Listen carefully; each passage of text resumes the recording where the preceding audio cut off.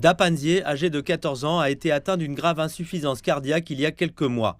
Sa mère, Da Tsinghua, l'a emmené dans divers hôpitaux de la province du Fujian, de Shanghai et de Beijing, sans parvenir à trouver un traitement abordable. Dans d'autres villes, les frais d'hébergement quotidien étaient d'environ 500 yuan. Et notre famille n'a pas les moyens d'assumer ce coût sur le long terme. Et la transplantation d'un cœur artificiel coûte dans d'autres villes au moins 1 million de yuan. Cela non plus, nous ne pouvons pas nous le permettre.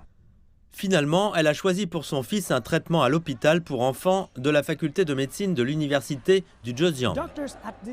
Les médecins de cet hôpital travaillent étroitement avec d'autres organisations pour coordonner les ressources médicales, financières et sociales afin d'aider les familles des patients. Avec l'assistance d'une équipe professionnelle, l'adolescent a subi avec succès une opération du cœur et se rétablit actuellement à l'hôpital.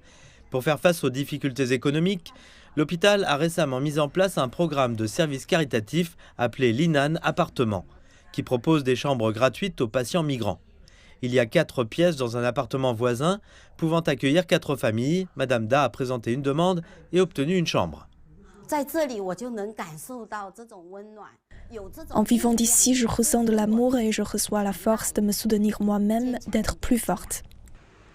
Seuls les patients migrants souffrant de maladies graves peuvent présenter une demande pour rester dans les chambres pour une durée maximale de 14 jours. Plus de 30 personnes de 12 familles en ont bénéficié jusqu'à présent. Plusieurs familles sont également sur une liste d'attente. Ce service ne fournit pas seulement un appartement, c'est aussi un système de service professionnel. Nous développons le premier système caritatif intégré du genre en Chine qui combine des services médicaux, financiers ainsi que d'autres services sociaux. Après avoir vécu dans la communauté, les familles des patients peuvent accéder aux mêmes services que les autres résidents. Les communautés locales, les organisations caritatives et les fondations collaborent dans le cadre du programme.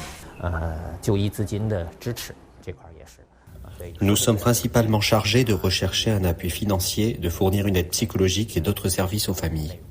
L'appartement Linan prévoit maintenant de passer de 4 à 12 chambres dans les 3 prochains mois. Ainsi, davantage de patients pourront en bénéficier.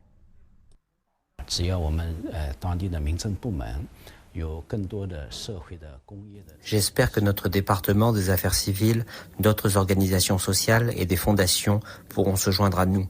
Ce programme spécial et cette expérience peuvent être reproduits et développés dans d'autres régions. Chaque jour, de nouvelles familles de patients viennent s'inscrire et demander des chambres. Madame Da a dit qu'elle et son fils étaient très reconnaissants de ce que l'hôpital et d'autres organisations ont fait. Ils espèrent pouvoir aider d'autres jeunes patients souffrant d'insuffisance cardiaque à l'avenir.